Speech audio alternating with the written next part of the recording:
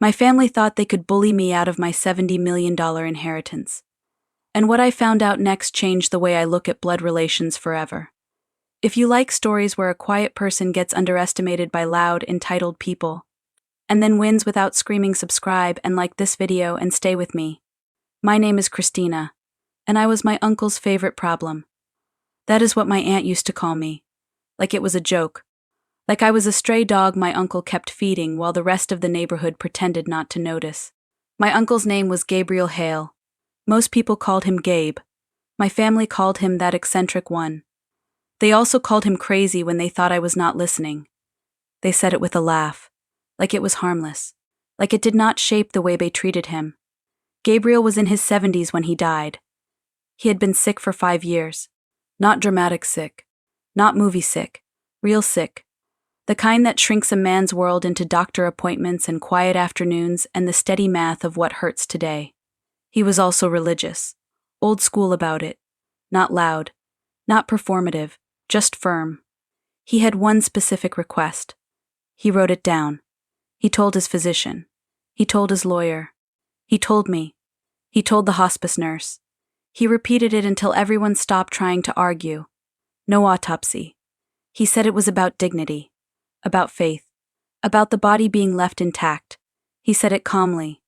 Like someone who had already made peace with the end and only wanted the end handled correctly. My family treated that request like a quirky detail to gossip about. I treated it like a boundary.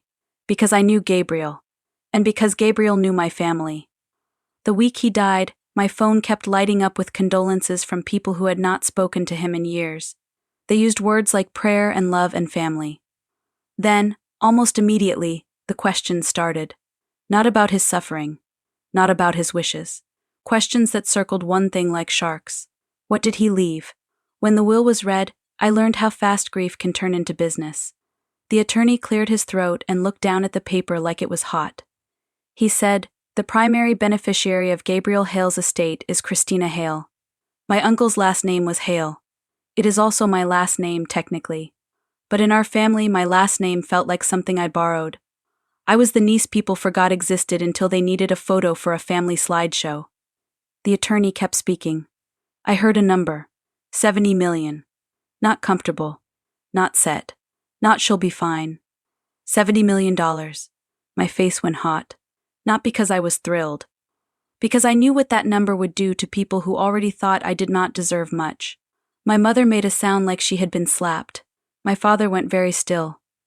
My aunt's eyes widened and then narrowed. Across the table, my uncle's son Nathaniel laughed. Not a shocked laugh. Not a nervous laugh. A laugh with teeth. His sister Elise did not laugh. Elise smiled. And I learned something in that moment that I have never forgotten. A smile can be crueler than an insult. Nathaniel and Elise were in their early 30s. Old money posture. Private school confidence. The kind of people who order off menu and act like the menu should apologize. Their mother, Vivian, my uncle's ex-wife, did not attend in person. But she sent her attorney, of course. Vivian always sent someone else to do the dirty work while she stayed clean. Gabriel and Vivian had divorced over a decade ago. It was messy. The kind of divorce that does not stay inside the home. It leaks into churches and law firms and friend groups and holiday gossip. My family's version was simple.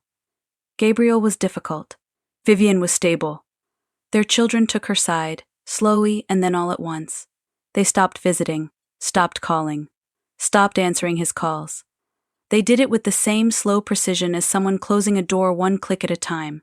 Gabriel noticed. He never begged. Not out loud. He just started cutting people off. Not in a dramatic way. Not in a spiteful way. In a measured way. Like pruning a tree so it can stop bleeding. And here is the part the family liked to skip when they told their story. He did not erase Nathaniel and Elise completely. He kept their trusts intact. That money was still there, structured and protected. He did not make them poor. He just did not give them his estate.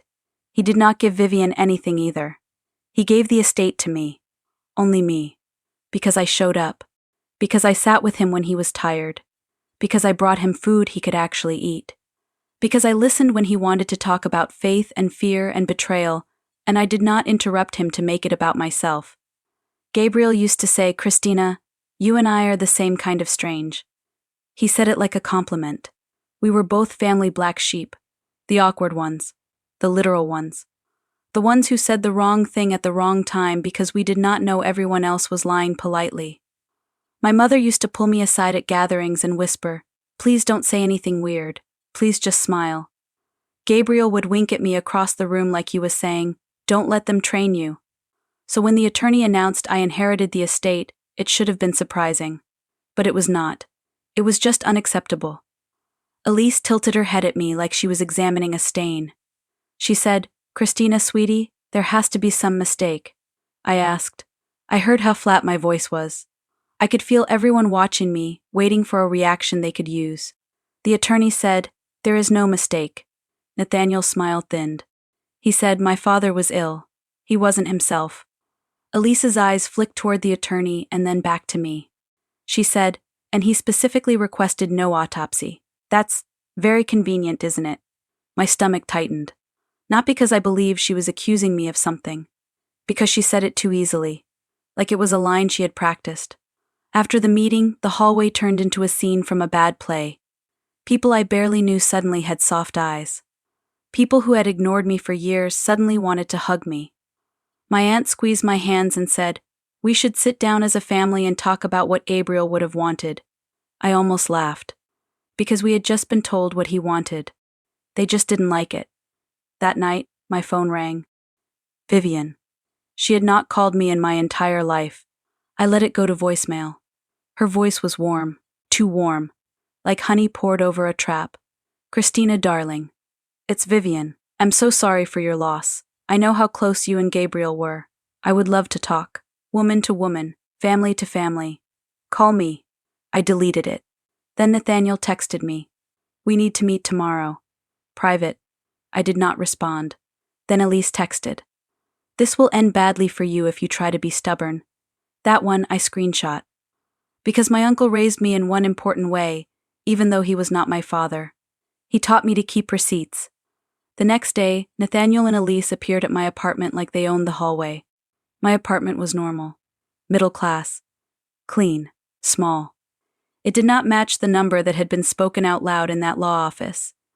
Nathaniel looked around like he was touring a museum. He said, "This is honestly kind of brave." Elise walked in without waiting for permission. She ran her fingers lightly along my bookshelf like she expected dust. She did not find any, so she looked disappointed anyway. She said, "You were always the family stray." I closed the door behind them. I said, "What do you want?" Nathaniel smiled. "White teeth. Expensive confidence. The kind that assumes the world will adjust." He said, "We want to fix this." Quietly, like adults. Elise sat on my couch like it was hers. She crossed her legs. She said, "You don't even understand what you're holding." Nathaniel nodded like he was explaining gravity to a child. He said, 70 million doesn't make you important. It makes you a liability." Elise tilted her head. She said, "Christina, do you know what people are going to assume? About how you got that money." She let the sentence hang there, like poison in the air. My face went hot. I said, "Say it." Elise's smile widened. She said, "I don't have to. The world will." Nathaniel lifted a hand like he was the reasonable one. He said, "Let's stay practical.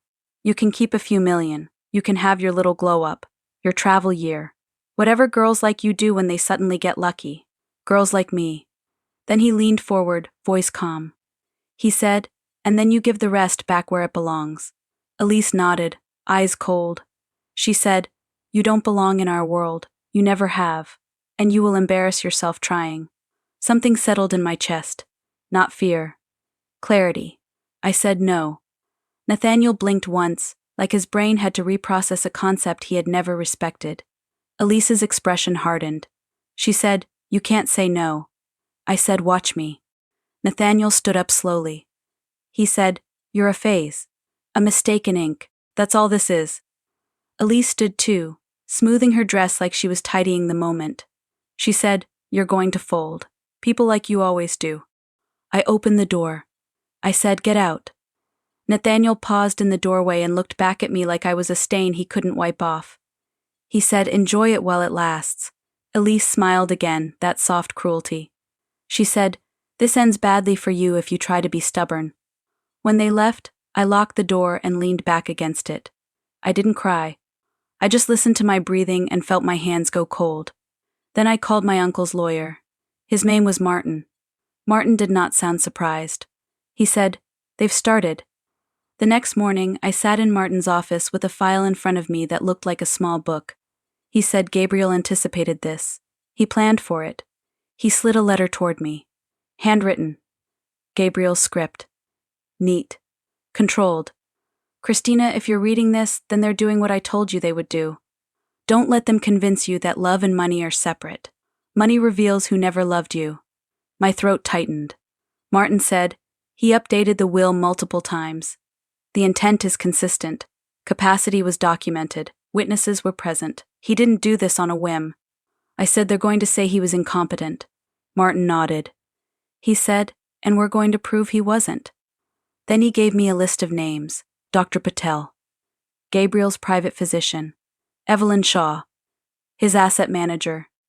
And a specialist divorce attorney who had handled the ugly pieces years ago.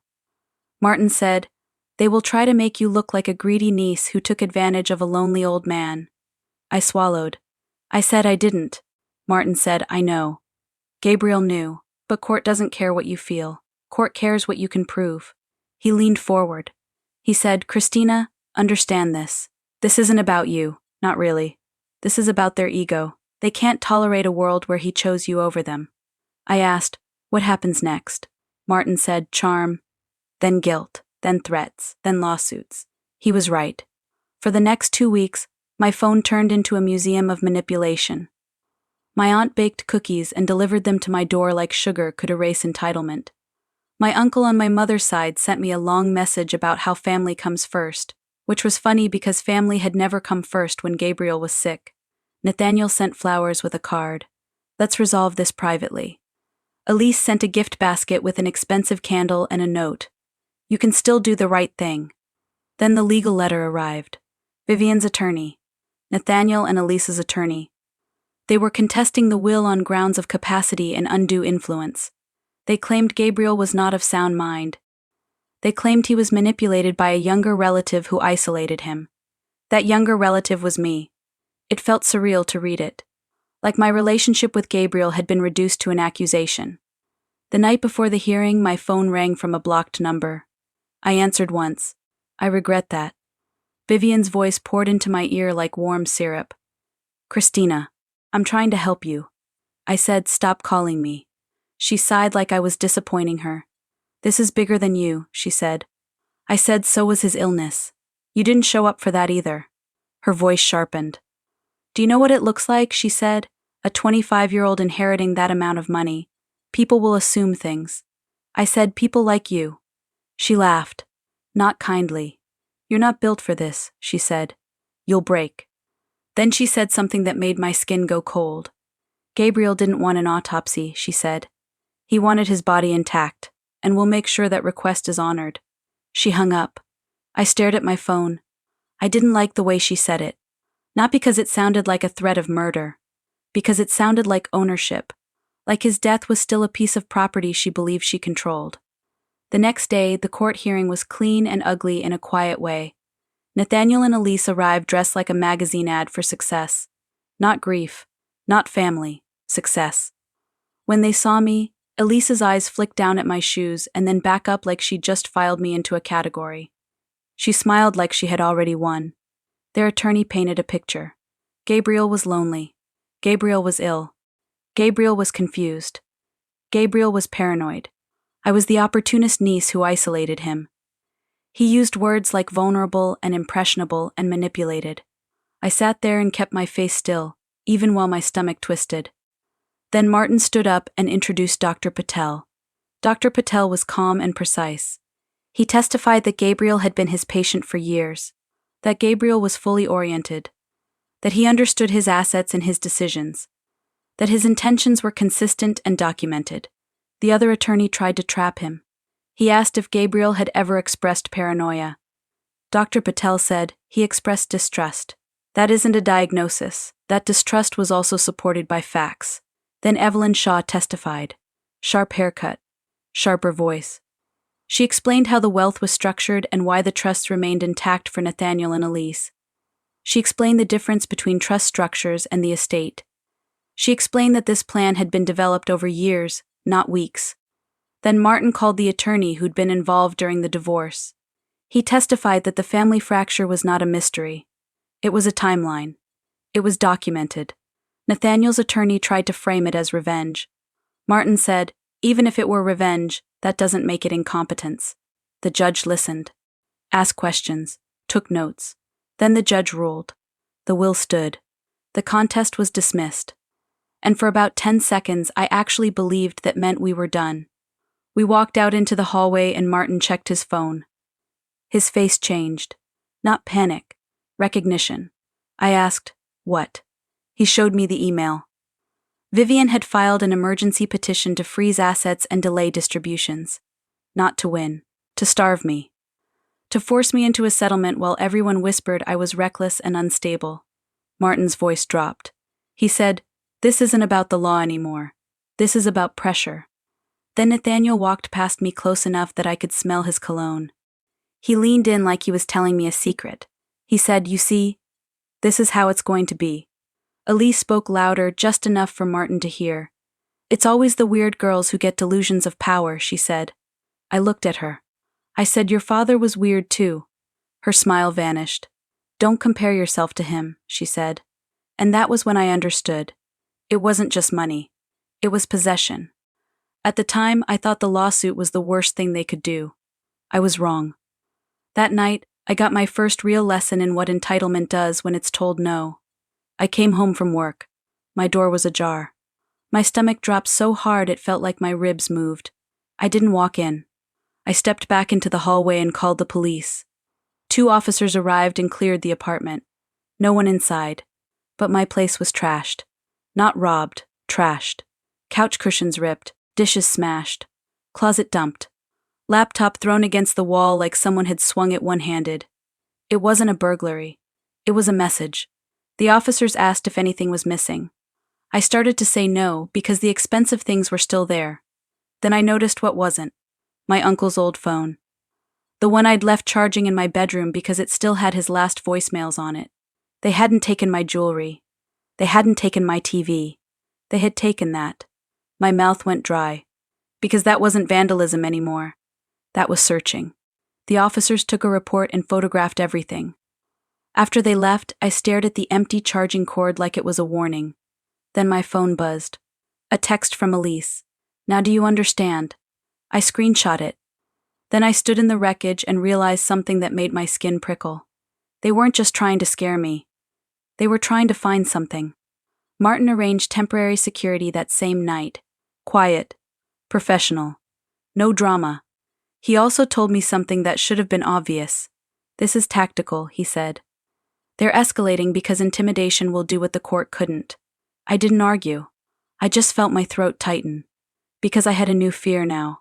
Not that they would take the money. That they would take my calm. That was when I hired a private investigator.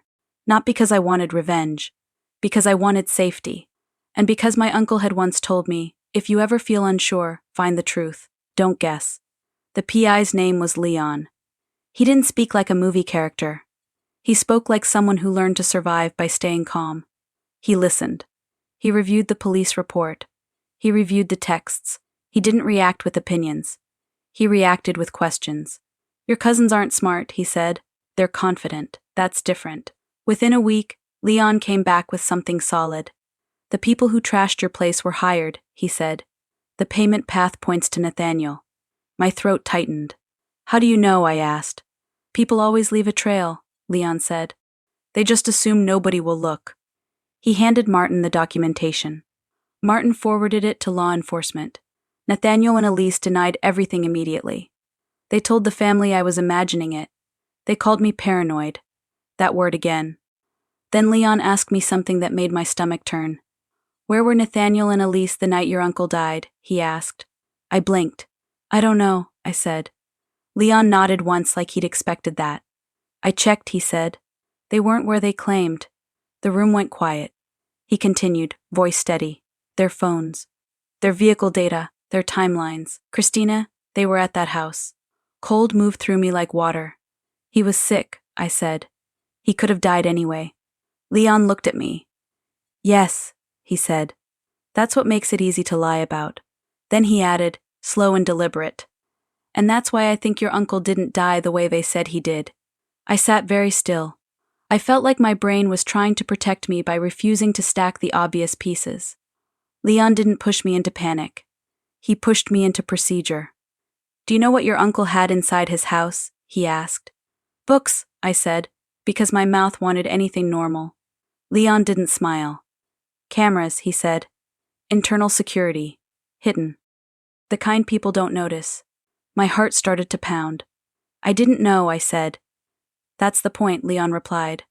If people know, they adapt. If they don't, they reveal themselves. Martin insisted we go to the house carefully and do nothing alone. So we did it the way my uncle would have respected. Quiet, methodical, documented. That evening, I drove to Gabriel's house with Leon and Martin behind me in his car. His home was not a mansion, which is funny considering 70 million.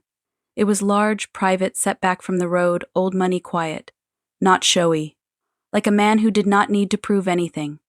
It smelled like him. Siddhar. Books. A faint antiseptic from the last months. Walking in felt like trespassing inside my own grief. Leon moved through the house with calm focus. Martin stayed on his phone with law enforcement, careful not to contaminate anything. We searched for the system the way you search for something you already fear is real. And we found it behind a false panel in a closet near the study. A compact monitor. Hard drives. A simple interface. Leon powered it on. The screen lit up. My breath caught. We scrolled to the date. The night my uncle died. I am not going to describe what I saw in a way that turns this into a tutorial for evil. I won't do that. But I will tell you what matters. I saw Nathaniel in the house. I saw Elise in the house. I saw them moving like they belonged there. I saw them go into the area where Gabriel slept. I saw them leave. And later, I saw the nurse arrive. I saw the normal routine. I saw confusion. I saw someone call for help. Gabriel died not long after. I sat down on the floor in his study and felt like the air had been punched out of the room. Martin's voice shook, just slightly, when he spoke into the phone. We have footage, he said. Interior footage. Leon looked at me. He said, this is evidence. Don't confront them. Don't talk to family. We take this straight to detectives. I nodded, because my body did not know what else to do. The next morning we did exactly that. Detectives watched the footage twice. The first time they were neutral. The second time their faces changed. That shift mattered. That shift told me my grief was not making this up. They asked me questions. Calm ones. They asked about Gabriel's health. His prescriptions. His care plan. His requested no autopsy. I said it was religious. He asked repeatedly. A detective nodded. That request is common enough, he said. But if evidence indicates a crime, we investigate. Correctly. Correctly. That word mattered. I want to pause here and say something. If you have ever been told to stay quiet because it would be easier for everyone else, leave a comment. Tell me your story. Or just write, I believe you. Because I did not realize how much it helps to be believed until I had to fight for it. In the weeks that followed, Nathaniel and Elise went on offense. Not in public at first. In the family. They told everyone I was unstable. They said I was accusing them because I wanted attention. They said I was punishing them for challenging the will. Vivian's attorney sent Martin a letter threatening defamation claims. Martin sent one back. Short. Cold. He attached notice that law enforcement had been provided evidence. Vivian stopped calling. Nathaniel did not. He called me from a blocked number. I answered once because I wanted to hear his tone. I wanted to know if he sounded guilty. He sounded entitled. You have no idea what you're doing, he said. I know exactly what I'm doing, I replied. He laughed. You're a child, he said. You got lucky, that's all. Lucky is visiting my uncle while you ignored him, I said. Silence. Then he said, he didn't love you. He used you. My chest tightened. He was your father, I said. Nathaniel's voice sharpened. He was a monster, he said. Then he added, and monsters deserve what they get. My stomach turned. That's a confession, I said. He hung up. I told Martin.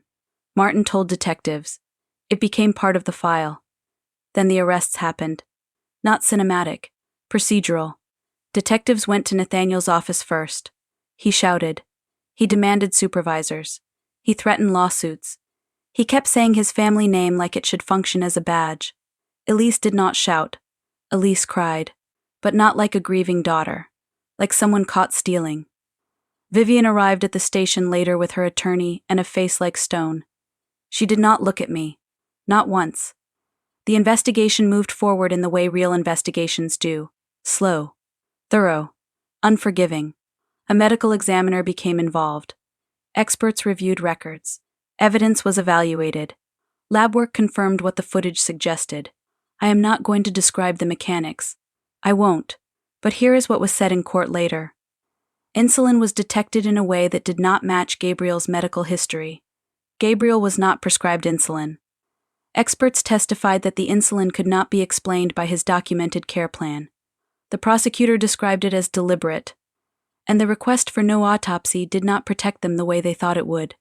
It made the betrayal worse. Because it showed intent. They believed his faith would make him easier to erase. Charges were filed. The family fractured publicly. And for the first time, I watched people who had doubted me scramble to reposition themselves near the truth. My aunt called and said, "Christina, you should have told us." I said, "You asked me if I was sure." My mother cried. Real crying. The kind that breaks down into guilt. "I didn't know," she said. "You didn't want to know," I replied. That was the hardest part. Not court. Not threats. Not even the footage. The hardest part was realizing comfort is a drug, and most people will choose it over truth if you let them. The trial came months later. Nathaniel's attorney tried to frame it as a tragic family misunderstanding. He used soft words. He used phrases like complicated relationship. The prosecutor stayed simple. He talked about access. He talked about intent. He talked about the intimidation. He talked about the money. And then he talked about the most insulting part. Nathaniel and Elise tried to make their father's death look natural because he was old and sick, and because he had asked for no autopsy. They tried to hide behind his faith. That landed with the jury. Because normal people understand one thing very well. If someone uses your values against you, they don't love you. They hate you. Evelyn Shaw testified again, and she did not soften anything. She explained that Gabriel kept the children's trusts intact, that he did not destroy them financially. So why did they do it? The prosecutor asked. Evelyn stared at Nathaniel. Because they believed they were entitled to everything, she said. And they believed time was running out. Dr. Patel testified too. He said Gabriel was mentally competent. Clear. Consistent. The defense tried to twist paranoia again. Dr. Patel replied, "Distrust isn't delusion when distrust is justified." Nathaniel took the stand. He thought he could charm the jury. He talked about legacy, pressure, the cruelty of an eccentric father. He claimed Gabriel was emotionally abusive, financially controlling.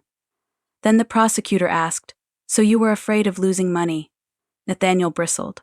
"It wasn't about money," he said. The prosecutor's voice stayed calm.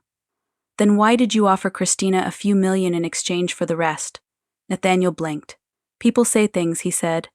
"Why did you hire men to trash her home?" the prosecutor asked. "I didn't," Nathaniel snapped. The prosecutor presented the payment trail. Nathaniel's eyes flicked once. Then the prosecutor asked, "Why did you tell her, 'Enjoy it while it lasts'?" Nathaniel's jaw tightened. Then the prosecutor asked, "Why did you say, 'Monsters deserve what they get'?" Nathaniel lost control for the first time. "Because it's true," he snapped. "He was a monster." The prosecutor didn't raise his voice. "Your father was a human being," he said, "and you treated him like an obstacle." Nathaniel looked at the jury like they would understand. That was his mistake. Elise did not take the stand. Her attorney tried to paint her as influenced by her brother, but her texts were read aloud. "This will end badly for you if you try to be stubborn. Now do you understand?" And the footage showed her in the house. Presence. Timing. Participation.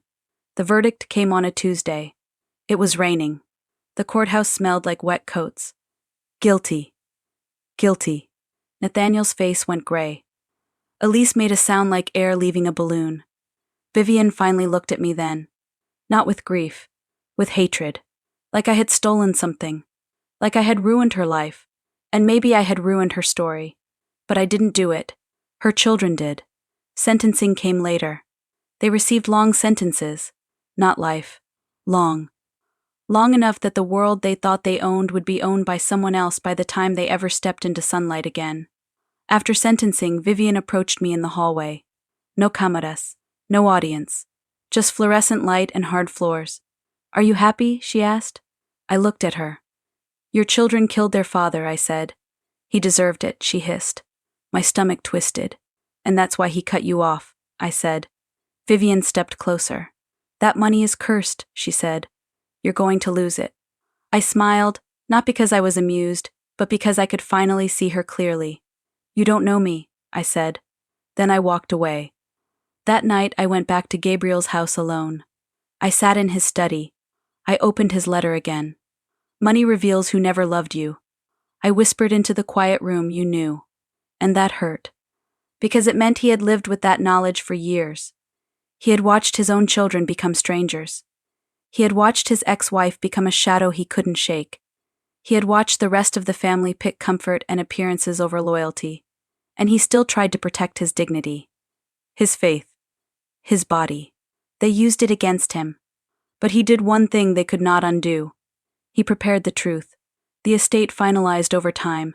Yes, I became very wealthy. But I didn't become loud. I became careful. I repaired my apartment. I upgraded security. I moved quietly while everything settled. And then I did what I told myself I would do if I ever escaped the gravity of my family. I left. I traveled. Not in a flashy way. Not for social media. In a way that felt like breathing. I went to places my uncle had told me about.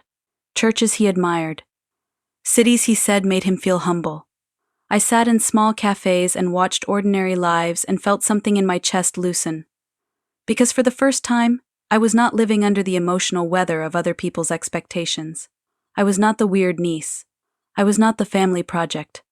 I was not the person they could all agree was too much so they didn't have to look at themselves. I was just Christina. And yes, I had money. But money wasn't what changed me. Truth changed me. It taught me something I wish I had learned earlier. Some families don't love you. They manage you. They tolerate you until you become inconvenient. And when money enters the picture, the mask falls so fast it can give you whiplash. Months after the trial, I received a package. No return address. Inside was a single photo. A photo of me and Gabriel in his kitchen taken years ago. On the back, in neat handwriting, was a sentence.